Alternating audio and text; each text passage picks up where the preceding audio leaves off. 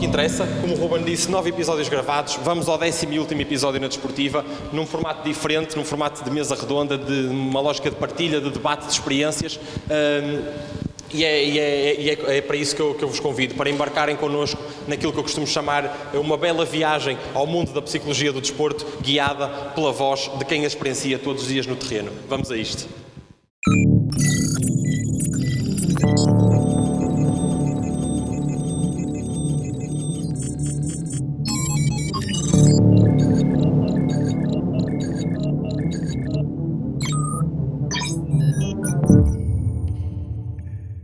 Bom, começava se calhar pelas apresentações, por apresentar o painel que temos connosco. Professora Catarina Moraes, docente e investigadora aqui na Universidade. Mr. Rafael Albuquerque, treinador de guarda-redes da formação do Futebol Clube do Porto. O Dr. Pedro Assis, psicólogo também da formação do Futebol Clube do Porto e formador. E connosco, à distância, através de um ecrã, temos o professor Jorge Silvério, que é psicólogo da nossa Seleção Nacional de Futsal, que recentemente se sagrou bicampeã da Europa e campeã do mundo. Feitas as apresentações, se calhar começaríamos por quem está em casa, começaríamos por aquilo que é a base de qualquer intervenção, de qualquer prática, que é aquilo que é a sua sustentação científica, a sua sustentação teórica, a formação de profissionais. E, professora, este processo de ensino, sabemos que muitas vezes segue uma lógica talvez um bocadinho académica, um bocadinho teórica e nem sempre de braço dado com aquilo que é a prática, com aquilo que é o contexto real de trabalho. O que lhe pergunto é, qual é a importância deste processo de ensino ser cada vez mais aproximado daquilo que é a aplicabilidade prática dos conteúdos que seleciona para que os profissionais, quando chegarem ao terreno, estejam realmente preparados para os desafios que efetivamente vão encontrar? Eu não sei se vai gostar muito da minha resposta, Diogo, mas eu tenho alguma dificuldade em ver essa separação daquilo que é a academia, daquilo que é a docência, daquilo que é a investigação e daquilo que é a prática, não é? Obviamente que enquanto docentes nós estamos muito preocupados com aquilo que são as competências que vocês desenvolvem, mas aquilo que nós apresentamos e tentamos ensinar-vos é sustentado na ciência e aquilo que é feito na prática, na psicologia, pelo menos, é sustentado na ciência, não é? Portanto, se não distinguir-nos-ia muito pouco a psicologia de outras áreas, algumas delas a emergir até no contexto desportivo, que têm muito pouco a ver com a psicologia. Portanto, eu acho que aqui a nossa obrigação é procurar traduzir aquilo que é o conhecimento mais atual em coisas que vocês possam, enquanto estudantes, levar para a prática, mas que os profissionais do terreno também vêm beber daquilo que se faz na academia, não é? Senão não fazia sentido. Sim, claro. E estávamos aqui a falar desta ligação teoria, prática, e quem melhor para nos falar da realidade prática do que alguém que a experiencia todos os dias? Dr. Pedro, sabemos que o contexto desportivo é um contexto muito específico naquilo que é a intervenção de um psicólogo, tem muitas particularidades. A questão que lhe coloco é, na sua atividade diária, na sua atuação como psicólogo no desporto, que desafios é que encontra neste contexto em particular? Bem, olá, boa tarde a todos. Olá, Jorge. Tudo bem? Ele não ouve. Não sei se ele estará a ouvir. Olá, Jorge. Boa tarde. Mas não está a ver, não está a ver. Bem, mas não importa, mas se calhar a maior parte das pessoas não tem noção. Nós estamos presentes, ou estamos na presença de um tricampeão e como tal, e porque, enfim, da minha parte, e falo a título particular, é um dos grandes impulsionadores, por eu ser psicólogo do desporto, foi a primeira pessoa que eu ouvi formalmente a falar de psicologia do desporto, foi o professor Jorge, e dar-lhes parabéns, publicamente, naturalmente, porque foram 3 conquistas que tanto nos orgulham enquanto portugueses e que demonstram não só a força da psicologia, mas a força do desporto português, porque nós somos efetivamente bons, ok? Portanto, parabéns, e dar-vos também parabéns a vocês, porque são proativos e iniciativas naquilo que têm feito, e isso depois reflete-se também no vosso trabalho enquanto profissionais. Depois agradecer, enfim, prazer em conhecer, e é sempre bom estas trocas de experiências, porque eu acho que compreendo a questão que é colocada. Queria só vir aqui a este ponto que existe, ou que se calhar não existe, entre a universidade e a prática. Eu acho que as aulas, ou neste caso os alunos, deviam de ter muito mais formação prática, no sentido de ir a locais. Pronto, eventualmente, não sei, na minha faculdade só tive estágio no último ano. Acho que todos os anos devíamos ter pequenos momentos de ir a sítios, de ir a contextos e conhecer contextos.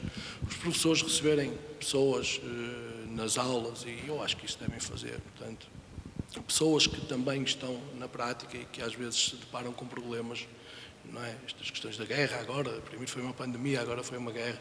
Isto, de facto, tem sido complexo. Portanto, acho que a ponte é sempre desejável que aconteça, naturalmente. Para quê? Para que depois as pessoas saiam preparadas, o mais preparado possível, porque é difícil sair preparado da faculdade e entrar no mundo real do trabalho, porque tem muito mais a ver connosco que propriamente a ver com aquilo que nós aprendemos. Que é precisamente esta questão de termos a capacidade de aplicar os conhecimentos. E muitas das vezes tinha a ver connosco enquanto pessoas. Das coisas mais interessantes que eu me deparei foi, por exemplo, no papel do psicólogo do Futebol Clube do Porto, ir jogar contra o Benfica. Ninguém nos explica o que é isto.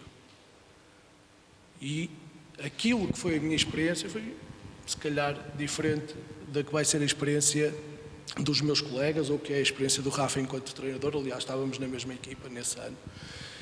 E viver coisas pela primeira vez, viver coisas intensas, só nesses momentos é que nós percebemos se de facto estamos preparados ou não para viver essas situações. Portanto, uma das grandes dificuldades que temos enquanto psicólogos do desporto é perceber até que ponto é que estamos preparados para lidar com a pressão, neste caso, do resultado, com a pressão associada a um Benfica-Porto. Ok, isto é muito duro, ok?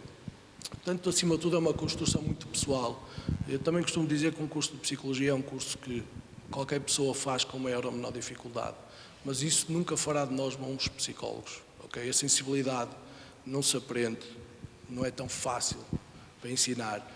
Aquilo que é a nossa paixão pelas coisas que fazemos, e vocês conseguem perceber a paixão destes dois desgraçados, mal sabem eles que isto dá muito, enfim, mas é sem paixão nós não conseguimos fazer nada. Portanto, em última instância, se nós não estivermos apaixonados por nós próprios, nós nunca vamos conseguir apaixonar-nos por nada. Portanto, isto, para levar para essa questão, começa em nós. As dificuldades, primeiro, claramente que estão em nós. Quando ultrapassamos as nossas dificuldades, então nós chegamos ao contexto e nós impomos-nos com maior ou menor dificuldade, consoante depois também os treinadores que apanhamos, as coordenações, enfim, por exemplo, trabalhar com o Rafa é das coisas mais fáceis que existe, mas, enfim, a nossa relação primeiro começou quase como psicólogo-atleta e depois passou para psicólogo-treinador. Foi interessante esta evolução. Mas pronto, acho que talvez não tenha respondido tão bem quanto gostava, mas até porque estamos um bocadinho apertados, eu vou-me calar. Não, mas tocou aí em pontos interessantes, na questão de cada um também fazer a sua sustentação e depois a capacidade de traduzir isso na prática. A questão de lidar com a pressão, de lidar com desafios que são muito inerentes ao contexto esportivo é bastante interessante. E se calhar agora passava para o professor Jorge Silveira, que estávamos a falar aqui das questões dos desafios associados ao contexto esportivo. O que lhe perguntava, professor, é: trabalhando num contexto de seleção, ainda mais especificidades traz, porque normalmente os períodos de seleção são períodos de tempo reduzidos, que têm aqui algumas condicionantes, e o que lhe pergunto é que desafios acrescidos é que se sente por trabalhar num contexto de seleção nacional? Antes de mais, boa tarde a todos. Peço desculpa de não estar presente, mas neste momento estou no estágio da seleção feminina de futsal, porque tínhamos o europeu, que entretanto foi adiado, mas o estágio manteve-se, pelo menos em grande parte. Temos 2 jogos que eu vos convido já agora, se quiserem aparecer para assistir, na próxima sexta e no sábado às 9 da noite, em Gondomar, no pavilhão multiusos.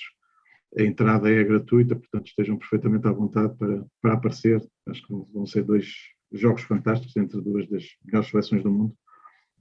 E, portanto, isso impossibilita-me, obviamente, de estar presente fisicamente como gostava. Felizmente, as novas tecnologias permitem-nos isto. Eu confesso que, em termos de som, não consegui ouvir bem aquilo que já foi dito, mas gostava também de cumprimentar, obviamente, as pessoas que estão na mesa, a professora Catarina, o Pedro e também o Rafael, e obviamente dar parabéns ao Diogo e ao Ruben por este projeto. Não é? Pronto, indo diretamente, e obviamente é um prazer estar aqui convosco.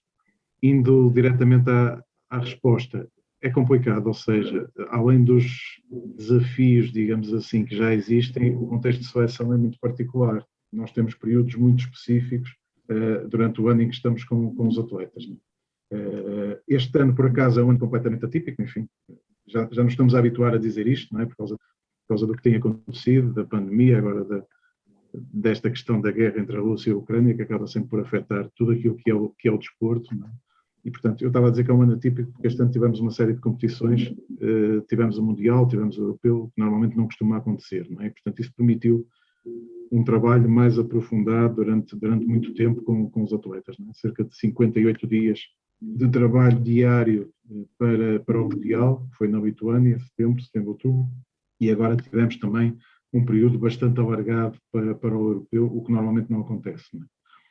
Esse é claramente um dos desafios. Não é? Como é que se ultrapassa esse desafio? É estando em contacto semanal, diário com os atletas e eles perceberem que se precisarem de alguma coisa, nem todos eles têm atletas, têm psicólogos nos respectivos clubes, ainda há muito poucos, e portanto eu funciono um bocado como background, digamos assim, quer para aqueles que têm. Obviamente esses eu sei que estão a ser acompanhados, mas os outros estão sempre à vontade para contactar. Não é? Portanto, essa é uma das dificuldades. Depois a outra dificuldade é que implica a gestão de um grupo durante praticamente 2 meses, né? As pessoas estão sempre juntas. Né? E os desafios que isso também provoca, o cansaço, a monotonia, a possibilidade de haver mais conflitos, mais irritação. Portanto, há aqui um conjunto de desafios diferentes daqueles que são postos pelo trabalho, digamos assim, diário que se faz nos clubes, que se faz com os atletas. Né? Portanto, eu penso que esse é um dos principais, ou são 2 dos principais desafios. Muito bem. Há um bocado estava a ouvir o Dr. Pedro Assis a falar daquilo que são as nossas experiências ao longo dos anos e a nossa construção através dessas mesmas experiências. Nós sabemos que o Dr. Pedro foi atleta e sabemos também que há vários psicólogos por Portugal fora com passado como treinadores também. Eu perguntava-lhe quais serão os riscos e quais serão os benefícios para a prática profissional enquanto psicólogo de desporto com esse passado de atleta, de treinador, com esse passado de experiência no contexto esportivo. Ok, é uma questão interessante, porque como em tudo na vida, tudo é narrativa e significado, não é? Aquilo que nós fazemos das nossas experiências que acaba por nos definir até enquanto pessoas e enquanto profissionais. Eu acho que no meu caso pode ter ajudado na perspectiva de perceber o que é o balneário, porque eu enquanto atleta nunca, Deus me livre, a bola fugia de mim, ainda hoje foge. A sério, é assustador, a bola tem medo de mim, o Rafa sabe, a sério, aí é o Pedro. Um desastre autêntico. Mas é interessante porque às vezes acontecia de eu até, marquei um grande golo e às vezes nem acertava na bola. Quer dizer, o que é isto que acontece? Quer dizer, eu sou sempre a mesma pessoa. O que é que... Pronto, e depois por questões que foram acontecendo também com a minha vida, um dia calhei de me cruzar, de ir lanchar a casa de uma amiga e estudar com ela, supostamente, pelo menos ela queria estudar. Eu já não lembro bem. E a mãe dela era psicóloga. Disse, então Pedro, o que é que tu queres ser quando fores grande? Eu, boa questão. E começou a fazer umas perguntas. Eu disse, eu não sei porquê, mas eu acho que gosto de fazer o que você está a fazer comigo. Está a mexer comigo. E ela, e pronto, e entrei no mundo da psicologia. E como vocês, aliando uma paixão à paixão de estar apaixonado por pessoas, depois acabou por contribuir. Mas, portanto, nós somos um conjunto de experiências de vida. Isso pode ajudar, mas lá está, se as experiências forem más experiências, também podem prejudicar. Portanto. Muito bem. E agora uma pergunta para o Mr. Rafael, que é, na pele de psicólogo, de treinador, como é que vê esta experiência prévia por parte de um psicólogo? No seu trabalho multidisciplinar com o Departamento de Psicologia, e esses psicólogos que terão essa experiência prévia no contexto esportivo, como é que um treinador olha para isto? Como um benefício, como um risco? Como é que vê isto? Primeiro, valorizar realmente a vossa iniciativa, a vossa coragem por todo este projeto.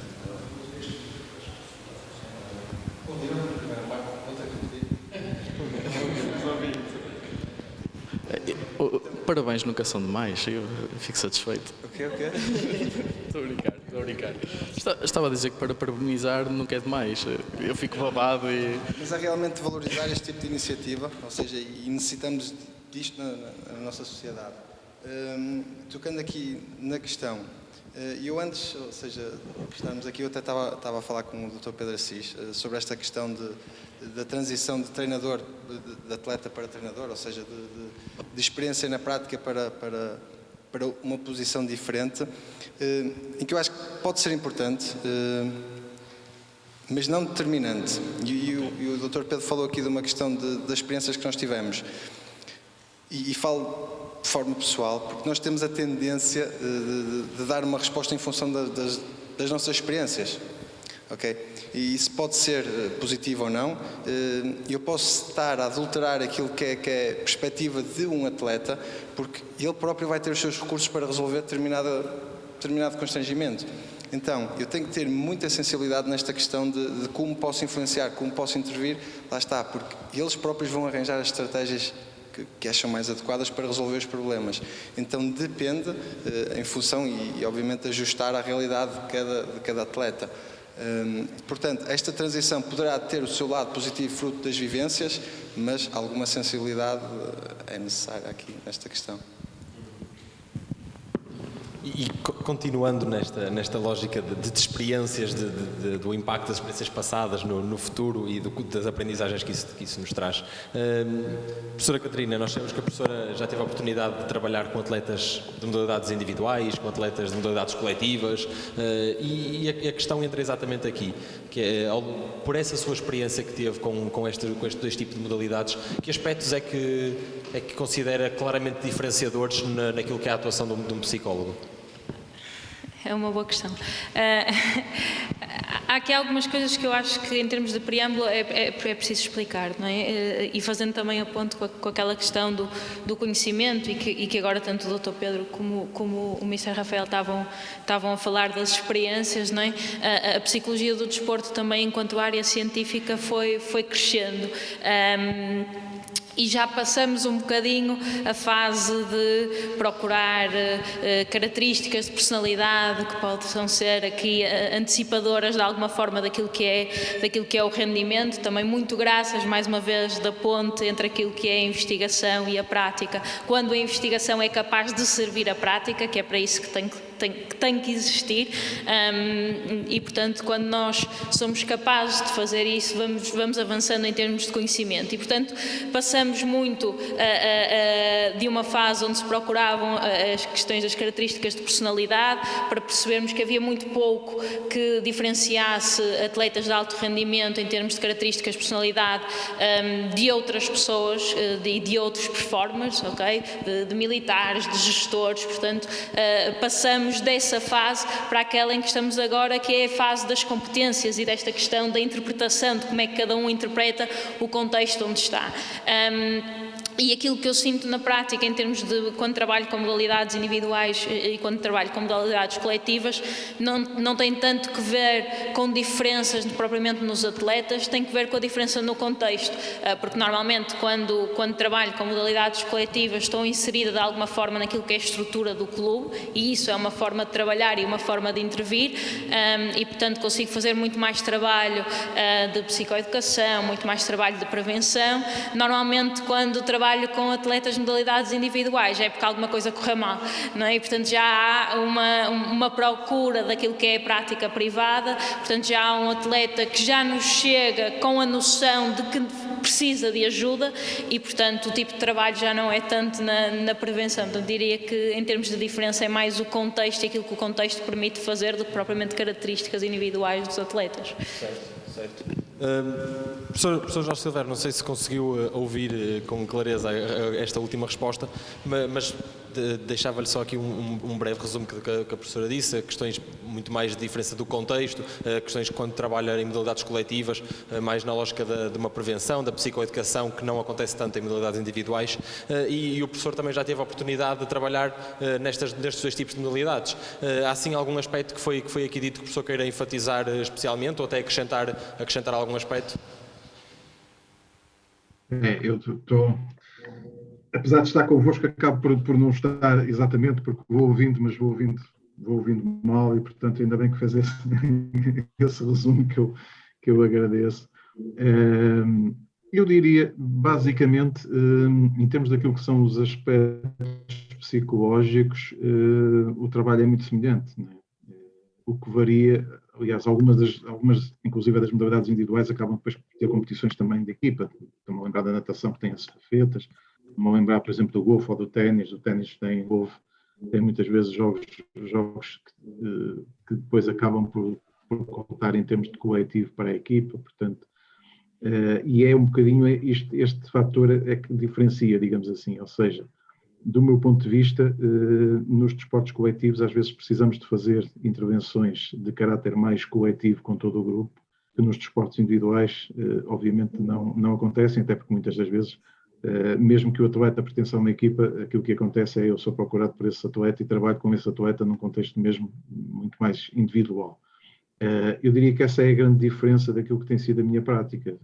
Depois podemos falar em termos daquilo que são os fatores mentais, a concentração, a motivação, a autoconfiança, enfim, aquela panóplia que nós normalmente designamos de aspectos mentais que podemos trabalhar, e aí sim pode haver variações, mas já não tanto em termos de ser uma modalidade individual ou uma modalidade coletiva, mais em termos daquilo que cada modalidade exige em função de cada um destes aspectos psicológicos, sei lá, para dar assim um exemplo mais extremo. Se estiver a trabalhar com um atleta do tiro, a concentração precisa de ser muito bem afinada e é normalmente um fator extremamente importante e decisivo. Muitos deles levam isto ao extremo de tentarem disparar, por exemplo, entre os batimentos cardíacos, não é? Portanto, isto exige naquele momento uma concentração absoluta. E há outros desportos onde este tipo de concentração terá que ser completamente diferente. Sei lá, por exemplo, um atleta do halterofilismo, não é? Portanto, os fatores mentais variam muito em função daquilo que cada modalidade também exige e requer, digamos assim, para se ter um ótimo rendimento esportivo na respectiva modalidade. Muito bem, vou pegar precisamente nessa última frase, que cada modalidade tem os seus fatores psicológicos mais determinantes para a performance do que outros. Mas dentro das modalidades coletivas também há algumas especificidades, alguns subgrupos dentro daquilo que é o grande grupo. Eu estou agora a pensar no futebol, existe numa equipa o subgrupo dos guarda-redes. Eu pergunto, Mister, quais serão os aspectos, sob o ponto de vista psicológico, mais determinantes a considerar para a performance desportiva? Dentro dos guarda-redes.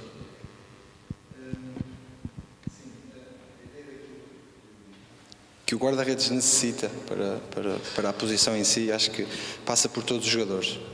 Estes valores pessoais que eu vou referir, questões da resiliência, do foco, da determinação, da comunicação, do perfil de liderança, de poder comunicar com os colegas, a passar informação e a forma como faz, a sensibilidade do momento em algum momento mais assertivo, em outro momento muito mais sensível, de apreço, de apoio, de encorajamento, ter esta sensibilidade. Para além da questão do erro, aqui na posição de guarda-redes, que é algo que mexe muito com a posição de guarda-redes. É o último homem a ser batido. Sim, exatamente. E muitas das vezes a questão do golo, que mexe muito com o guarda-redes antes da decisão, ou seja, antes da tomada de decisão, no momento da tomada de decisão e após a tomada de decisão, a influência que isso tem sobre o guarda-redes. Portanto, esta complementaridade, basicamente necessita de uma personalidade de um tipo forte, ou seja, que tenha a capacidade e a confiança nele próprio. E aí vamos ao encontro dos valores, ao encontro, depois podemos falar da questão dos princípios, se a coisa está bem sustentada nele, mas sem dúvida estes pequenos detalhes, não é nada em específico, mas sim a complementaridade destes todos os valores que fazem alguém mais capaz para resolver os constrangimentos de jogo, as necessidades de jogo e na sua relação com a equipa, que é fundamental. Basicamente a soma de todas as partes é que faz o todo, ou seja, esta sinergia entre eles todos. Respondendo assim, não sei se foi muito claro, mas esta ideia de complementaridade. Sim, Missita, e estava a ouvi-lo a falar e a destacar com tanta relevância essa importância dos fatores psicológicos para a performance, especificamente do guarda-redes. Isso é um trabalho que é feito pelo psicólogo, é um trabalho que é feito pelo treinador, é um trabalho que é feito em conjunto. Como é que isso depois se operacionaliza na prática o desenvolvimento dessas competências que ainda agora destacou como tão relevantes? Eu acredito, ou seja, quando estamos a falar de uma modalidade coletiva, ou seja, estando a falar do futebol, isto é um todo.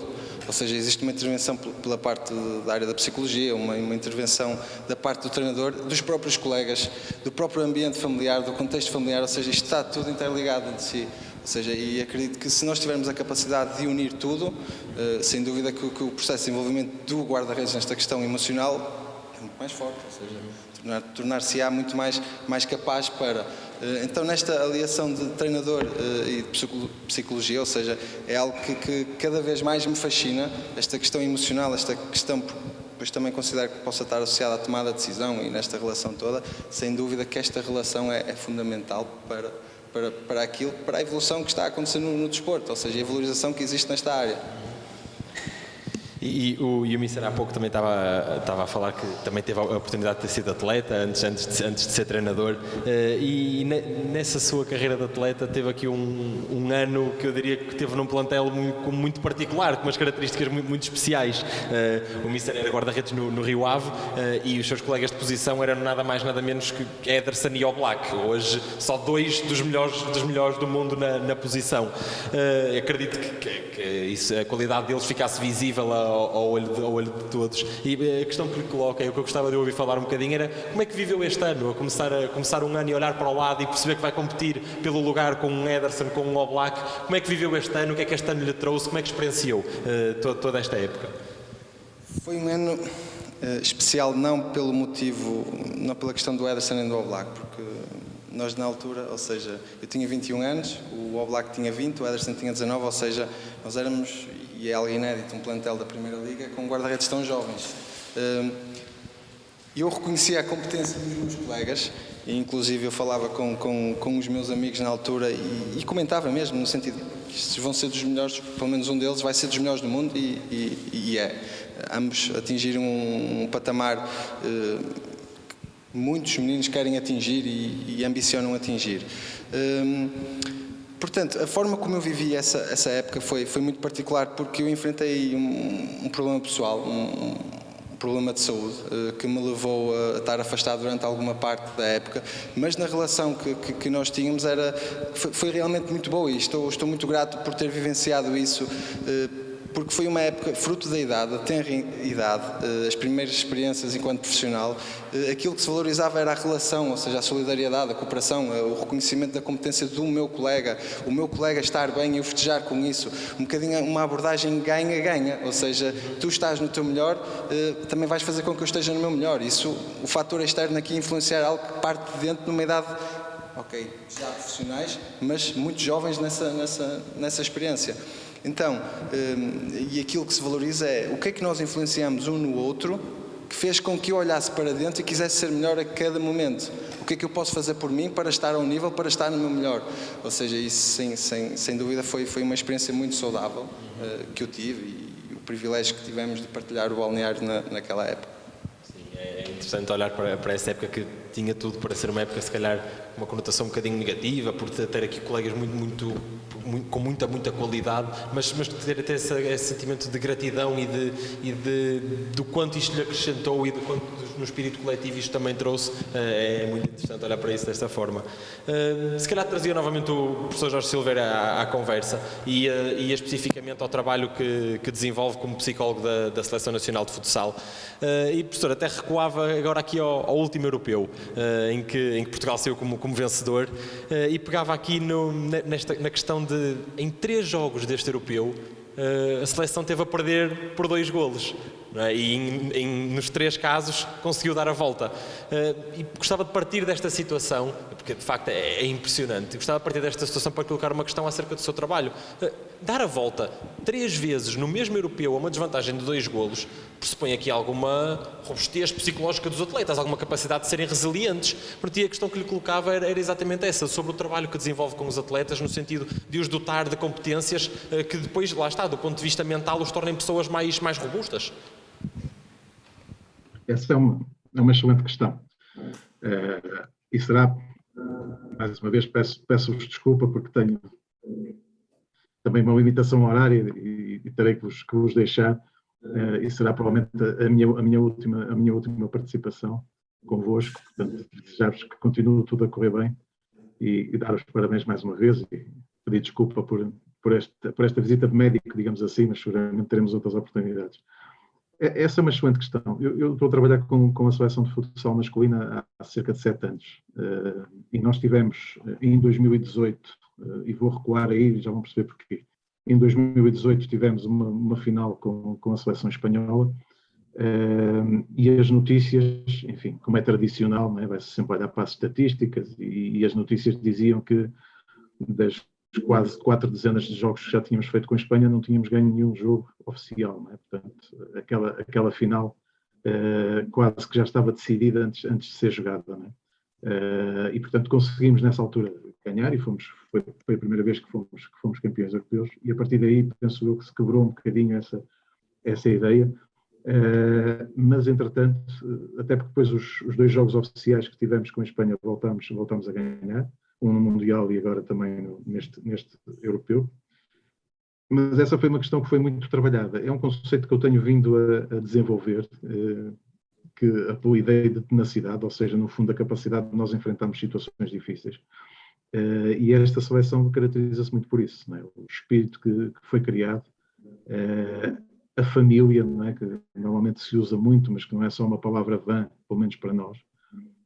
É uma família mesmo, é uma família dos 14 atletas, 16 excepcionalmente por causa do Covid no Mundial, mas é uma família que envolve também os restantes 14, 15, vai variando um pouco em termos de staff, e isso está na base e explica um bocadinho essas reviravoltas, não é, que nós fizemos, ou seja, chegámos ao intervalo do jogo com a Espanha a perder 2-0 e continuámos a acreditar que era possível ganharmos, não é? Estávamos quase a chegar ao fim da primeira parte no jogo com a Rússia na final e estávamos a perder 2-0 e continuámos a acreditar que era possível ganhar e conseguimos marcar um gol ainda antes de irmos para o intervalo, que foi, do meu ponto de vista, extremamente importante. Mas é este espírito, este acreditar, que se vai construindo no dia-a-dia, não é? Que se vai cultivando, que se vai falando, a questão do prescindir do individual e dos objetivos muitas vezes individuais e pensar mais nos objetivos coletivos, não é? Parece muito fácil, é quase uma verdade lá para Alice, digamos assim, mas é das coisas mais difíceis daquilo que é a minha experiência já há quase 30 anos na área da psicologia do desporto.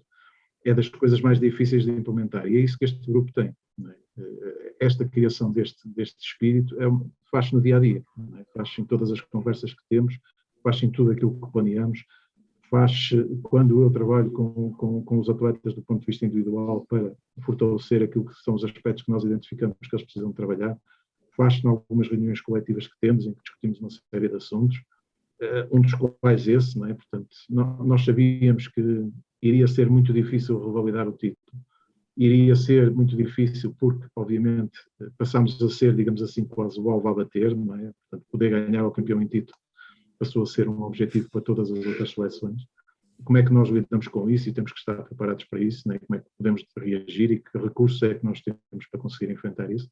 E, portanto, a criação deste espírito permitiu-nos, de facto, essas 3 reviravoltas, né? Uma logo no primeiro jogo de abril e depois as outras 2 no jogo da meia-final e da final. Professor, ainda na mesma linha de pensamento, mesmo antes de ir embora, eu não deixei de reparar que nesses 3 jogos em que tivemos que dar uma reviravolta, o professor Jorge Brás reagiu com muita serenidade, muita tranquilidade no momento em que sofremos o segundo golo em todos os jogos. E eu gostava de lhe perguntar se isso foi por acaso ou se foi algo intencional e até algo trabalhado multidisciplinarmente com o Departamento de Psicologia. Não há nada por acaso. É tudo pensado, ou seja, a comunicação, quer a comunicação verbal, quer obviamente a comunicação não verbal, dos treinadores, dos próprios atletas. Esse foi outro dos aspectos que temos vindo a trabalhar, ou seja, quando algum atleta tem um erro em campo, não é? Ou na quadra, todos nós sabemos que somos humanos, portanto estamos sujeitos ao erro. Os outros atletas reagem com incentivo, não é? Quer os que estão lá dentro, quer os que estão cá fora. Não é? Isso lá está, faz parte do tal espírito. Não vemos isso, mais uma vez, é uma verdade lá para isso, mas não vemos isto se olharmos com atenção para a maior parte das equipas desportivas, não vemos isto muitas vezes, até vemos muitas vezes ao contrário. Não é? E, portanto, tudo isto vai-se construindo. Não é? O meu trabalho tem basicamente duas vertentes, uma de intervenção com os atletas e outra de intervenção com a equipa técnica, nomeadamente nas questões da comunicação e da liderança. Não é? E, portanto, aquilo é o treinador Jorge Braz a ser o mais genuíno possível, não é? E os atletas sabem disso. E, portanto, refletiu um bocadinho a tranquilidade, que é, ok, eles marcaram o segundo gol, mas nós confiamos em nós próprios e acreditamos que conseguimos dar a volta.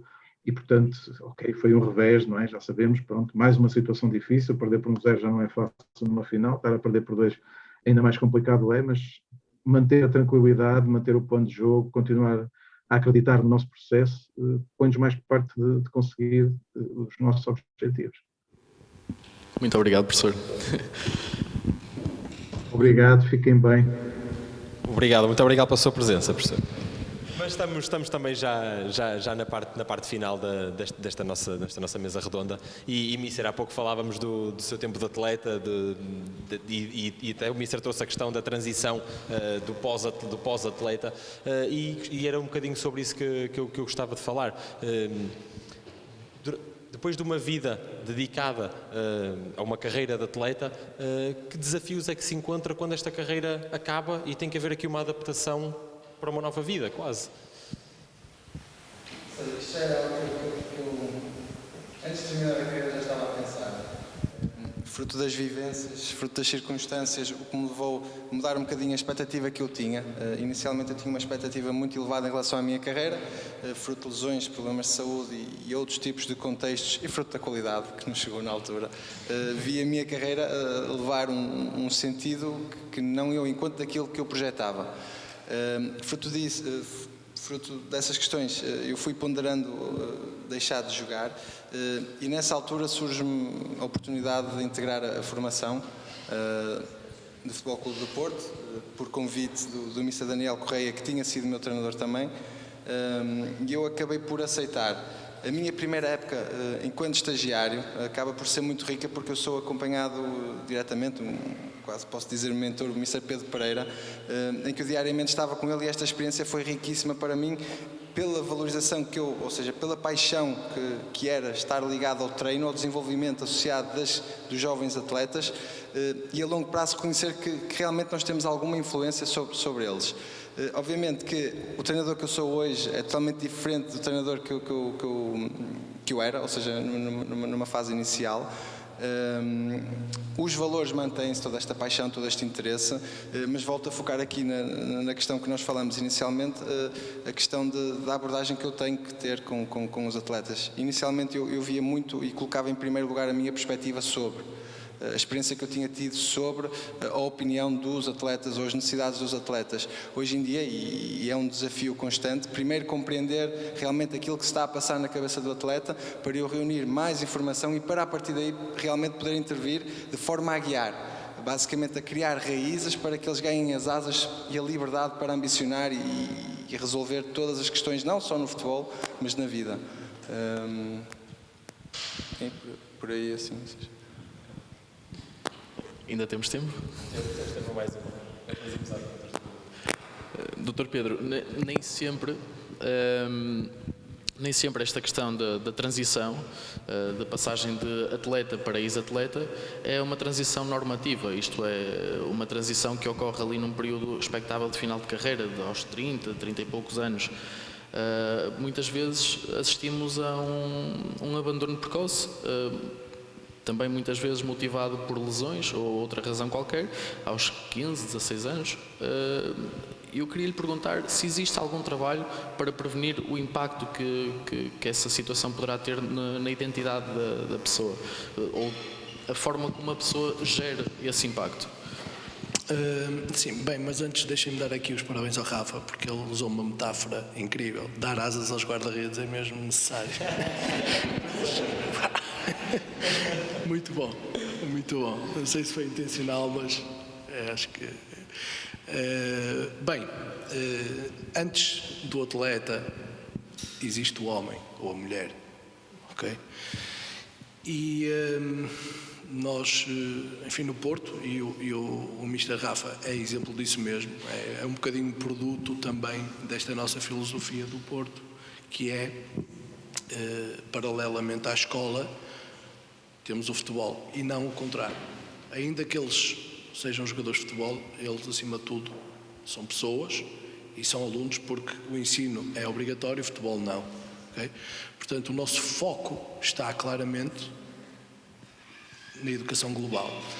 Se eles forem melhores alunos, e os melhores alunos não é terem necessariamente as melhores notas, eles vão levar essas competências para dentro do campo e vão buscar algumas competências ao futebol e levá-las para a escola, claramente. Mas para nós não faz sentido falar do Rafael enquanto jogador se não o contextualizarmos enquanto aluno, enquanto pessoa, porque só assim faz sentido. Porque, no caso do Rafael, e haverão muitos, o Rafael foi campeão nacional pelo Porto, quantas vezes? 3? 3 vezes campeão nacional, chegou ao Rio Ave, podia, perfeitamente, porque não foi por falta de qualidade, pode ter sido, mas falta de qualidade tive eu. É diferente a qualidade, estamos a falar de uma qualidade diferente. O Rafa, eu tive o prazer de ver o Rafa jogar para perceberem como é ingrato estar a trabalhar com excelência e ainda assim não ser possível atingir o patamar que o Rafa, até certa altura, acreditava que conseguia atingir. Daí ser fundamental trabalharmos os Rafas da vida em todas as outras vertentes. Okay? Porque isso é que nos dá mais garantias de que o Rafa, seja no futebol, seja a nível profissional em contexto desportivo ou não, o Rafa sempre será aquele menino que nós, entre aspas, ajudamos a educar. Okay?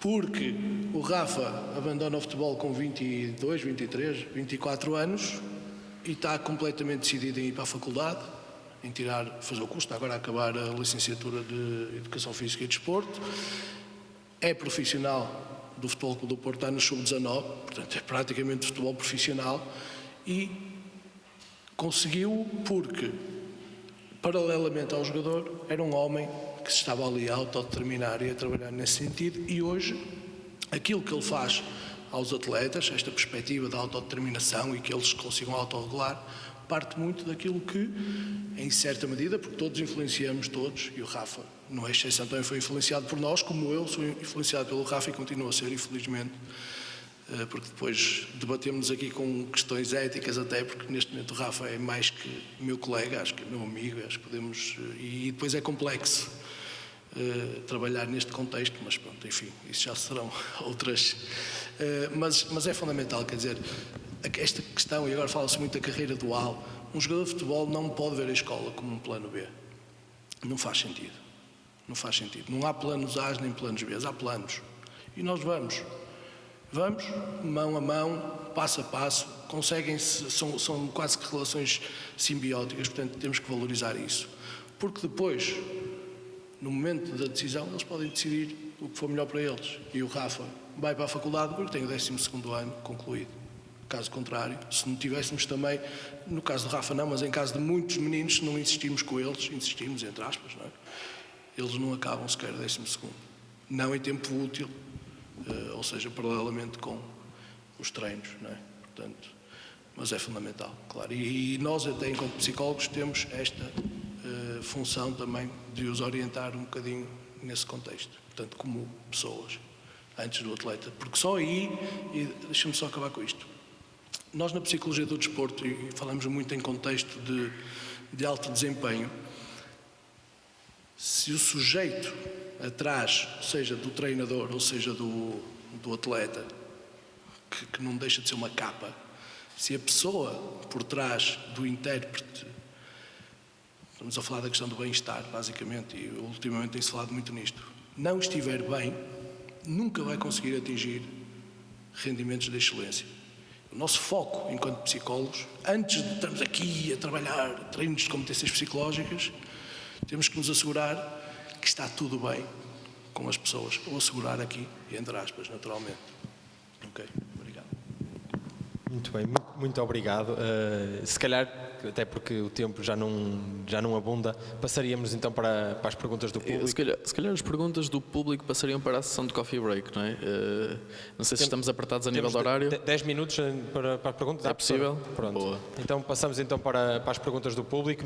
Vamos fazer circular um microfone aí pela sala e sintam-se à vontade para colocar questões aos nossos convidados.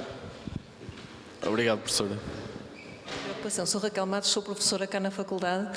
Primeiro, dar-vos os parabéns também uma vez mais e, sobretudo, até do ponto de vista de quem forma psicólogos, seja trabalhem ou não na área do desporto, também pelo caráter inovador do projeto, por pensarem num formato que chega a muito público. Portanto, dar-vos os parabéns por isso, acho que é excelente, com todas as dificuldades técnicas, não é? Que isso também tem, mas faz parte. Portanto, parabéns. Segunda nota, também agradecer imenso os vossos testemunhos e falaram-se aqui de questões que são questões que a mim particularmente me interpelam, mais como cidadã e como mãe do que propriamente como professora de psicologia ou como psicóloga, porque mesmo desde ontem falamos muito nos desafios do psicólogo para trabalhar com o atleta que é profissional ou que pelo menos é sénior, mesmo que não seja profissional, e vocês levantaram aqui questões que são as questões que me têm preocupado tendo filhas a praticar desporto, que é e que traz com certeza desafios para o psicólogo, mas esta é a pergunta que eu não sei formular, portanto vou tentar dizer qualquer coisa com sentido, que é, eu tenho a profunda convicção que em Portugal nunca damos quando pensamos nos miúdos, não é? Não damos ao desporto o papel ou o lugar certo, mas que eu não sei exatamente qual é, não é? Portanto, mas tenho muito a ideia que há aquele sonho do ser o Cristiano Ronaldo, ou então é um entretém, mas que também mas que é para faltar se tiver qualquer coisa mais importante para fazer, portanto, e que é difícil arranjar esse equilíbrio. Como é que se gera, não é? O que é que se transmite aos miúdos, não é? Que estão na formação. O que é que se... Porque tem que se enquadrar, não é? Pronto, e há aqui uma questão que já foi falada ontem e hoje, que é fundamental, que é não focar só no atleta, não é? É alguém que está em desenvolvimento, mas é preciso ir gerindo aqui estas expectativas. Depois a outra questão que está associada e eu vejo agora muitos miúdos, até que se cruzam com as minhas filhas no vôlei e no ténis, que são as modalidades que praticam, começam a ir para fora. Há aqueles planos para ir para a universidade estudar. Já não era tempo de nós termos isso cá, ou isso é um disparate? É uma coisa que nos... Olha, é uma luta que nós, enquanto Departamento Pedagógico do Porto, e presumo que aqueles dois clubes, como é que se chama? Aqueles dois, esqueci, que também devem estar preocupados com isso. É uma guerra que estamos a combater de forma silenciosa, mas que eu acredito que mais cedo ou mais tarde vamos acabar por conseguir ganhar.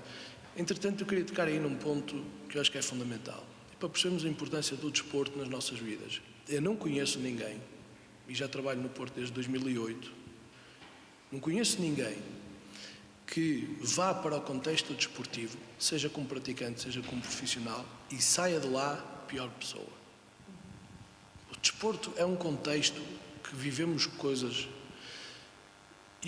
porque a partir dos primeiros, 5 minutos de jogo já estamos cansados. Ou seja, já estamos a recorrer a estratégias e a habilidades, não só mentais, mas essencialmente mentais, que nos vão permitir conhecer-nos sobre cansaço, sobre frustração, um conjunto de habilidades que nos permitem verdadeiramente darmos conta de quem somos, até que ponto é que somos fortes e resistentes. Isto trabalha-se. Porquê? Porque treinamos todos os dias e estamos todos os dias cansados e jogamos e ganhamos, felizmente ganhamos mais vezes, mas também perdemos e quando perdemos dói muito, claro.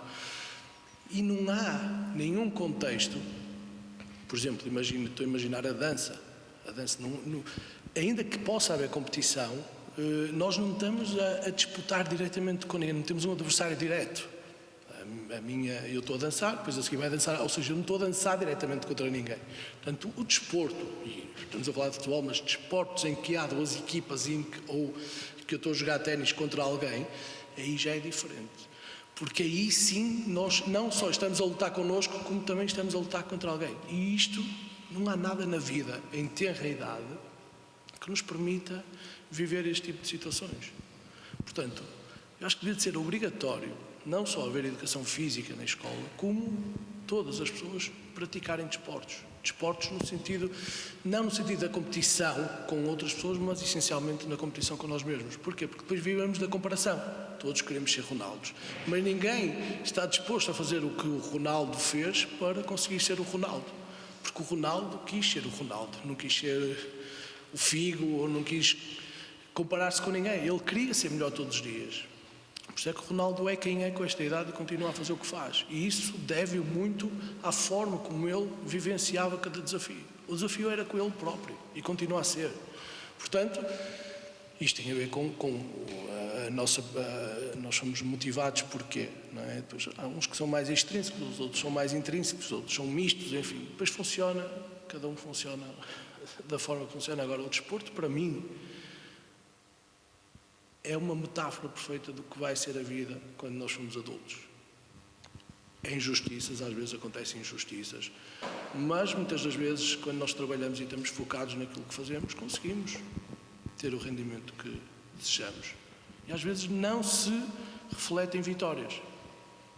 Às vezes não se reflete em vitórias. Às vezes a vitória é comigo mesmo que eu tenha perdido o jogo. Okay? Portanto, relativizar isto é dificuldade e os pais aí têm um papel fundamental.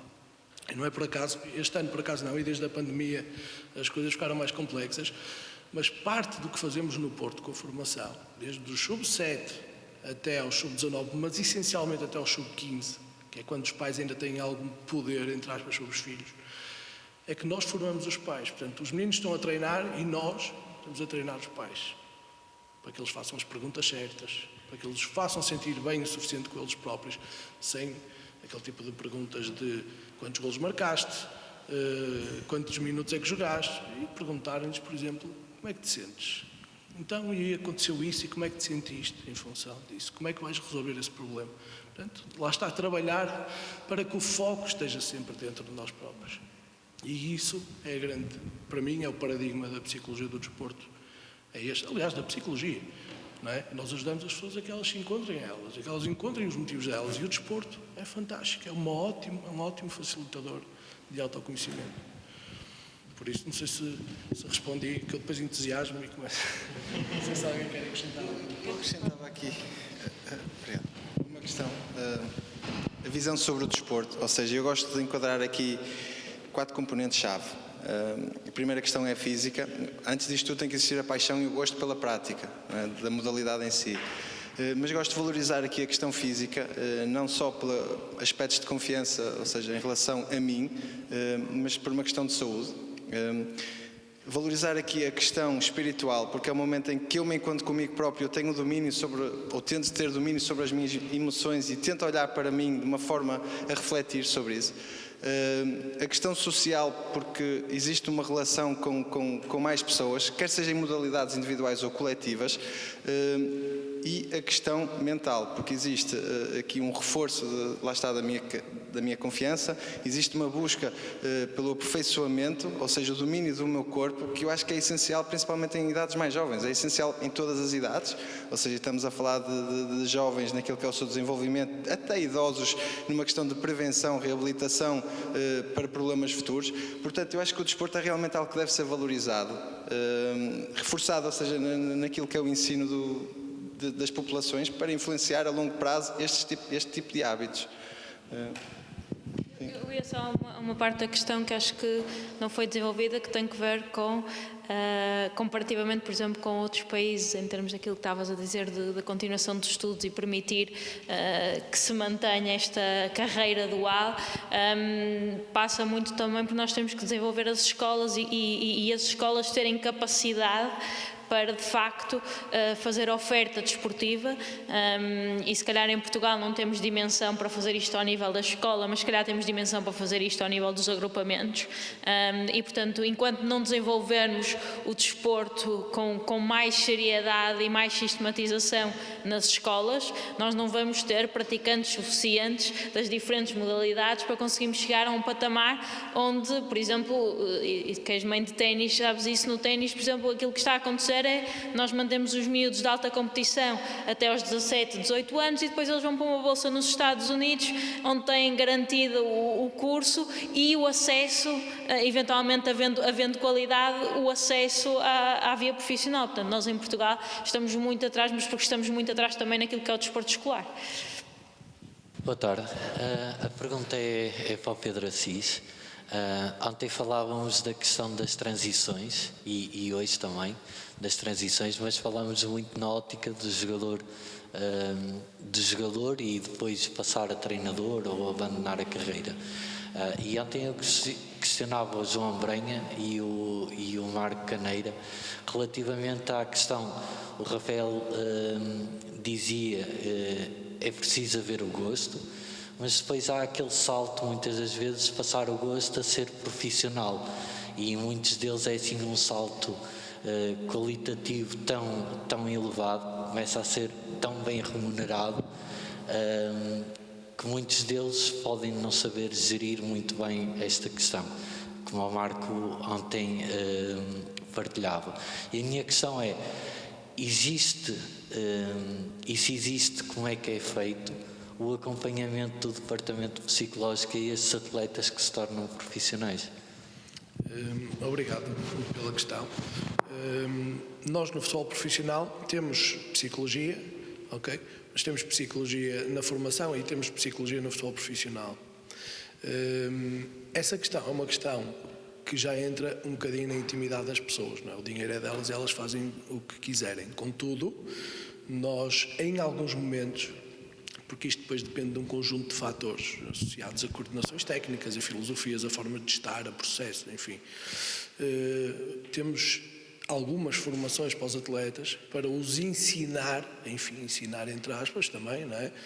A que eles, não tanto ensinar, mas se calhar fazê-los estar um pouco mais atentos, que quando, por exemplo, recebem um ordenado, que podem colocar uma parte de lado a render, por exemplo, enfim, um conjunto de estratégias, quanto é que dali eles podem gastar no dia-a-dia, enfim, um género de engenharia financeira e, portanto, não me parece que caiba ao Departamento de Psicologia fazer esse tipo de trabalho, ainda que seja uma preocupação, ok?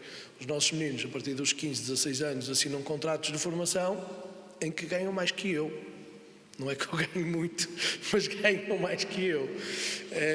E isto, de repente, é um problema. Não é preciso chegar aos 50 mil euros por mês para ser deslumbrante. Com 3 ou 4 ou 5 mil euros por mês, um menino de 16 anos, ou de 17 ou de 18, o que é isto, não é?